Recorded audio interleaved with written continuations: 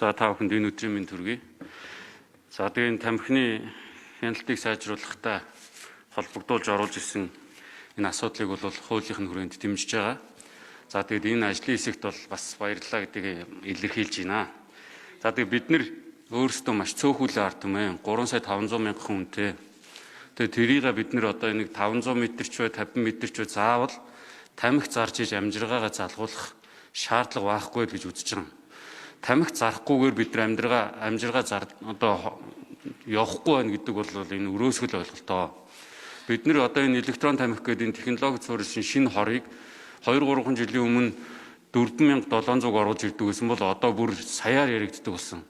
Яг ямар нэгэн юм навчит ургамал буюу одоо энэ янжуур дүнсэнчөө тамхиг 3.1 тэрбум ширхгийг хэрэгэлдэг байсан. Одоо тэр нь өсч явсаар гоод 3.5 тэрбум ширхэг болж байгаа.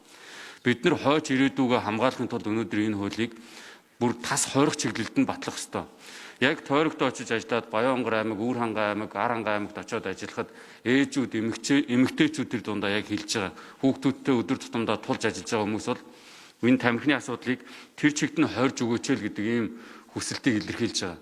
Өнөөдөр бид нар дахиад хорт хавдар гэдэг энэ асуудалд нийгмээрээ нэрвэгдэж байгаа.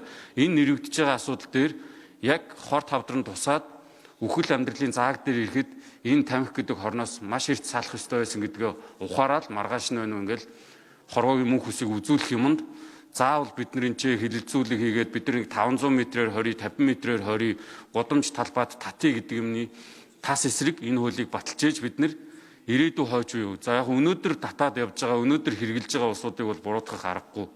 Ирээдүй хойж уу энэ хорт зуршил энэ тамхи гэдэг хорноос салахын тулд өнөөдөр 126 гишүүн сайн муу юу гэж дуудуулна хамаавахгүй ганцхан хорих чиглэлд болиулах чиглэлд ажиллах ёстой.